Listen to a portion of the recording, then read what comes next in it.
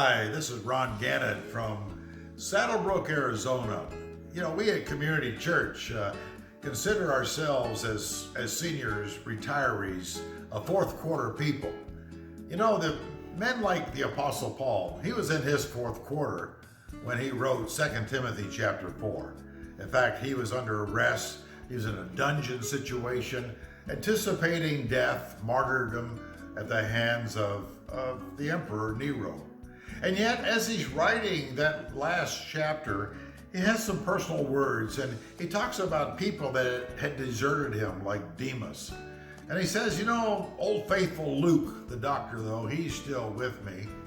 He says, it's getting a little cold, so Timothy, when you come visit, bring my cloak that I left in Tarshish, and also bring me copies of the scrolls and the parchments, because he wanted to continue to meditate and read upon God's word.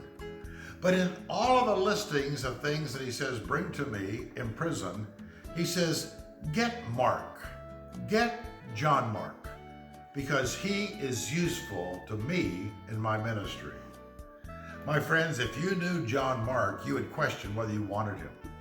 John Mark was the cousin of the nephew of Barnabas on the first missionary journey, who went with Paul and Barnabas on their first trip, and he left them. And he went back to Jerusalem.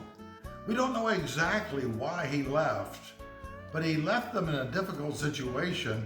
And maybe, and the good hypothesis is, he went back to Jerusalem and complained about the fact that they were leading Gentiles to faith in Christ without making them become Jewish followers first.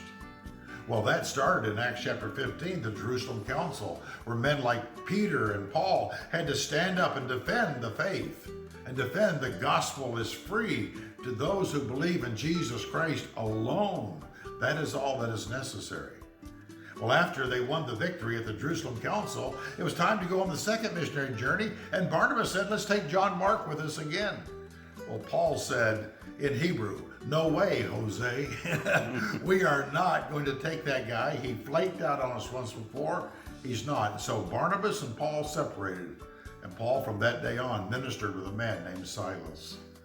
You know, what happened from that beginning of the second missionary journey till years later when Paul is in his second Roman imprisonment, where he says, bring John Mark. Something happened in John Mark. Something changed him to now, at this point, Paul was willing to give him a second chance. You know what I think happened? I think time heals a lot of wounds and people change, but also the grace of God is wonderful. The grace of God shapes us, matures us, and takes us from the people we used to be to the people that he wants us to be right now.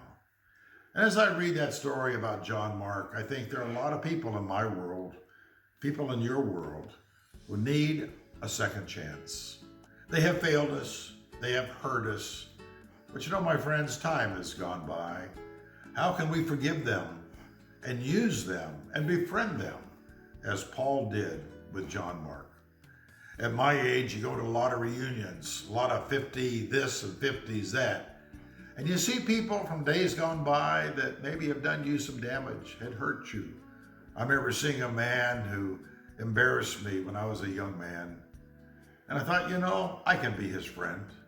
Because it's not who he is. It's about who I am. And about how God has graciously changed me and brought me to this stage in my life. And I beg of you today, as you meditate on Paul's word and the forgiveness he gave to John Mark, who are the people in your world who need a second chance?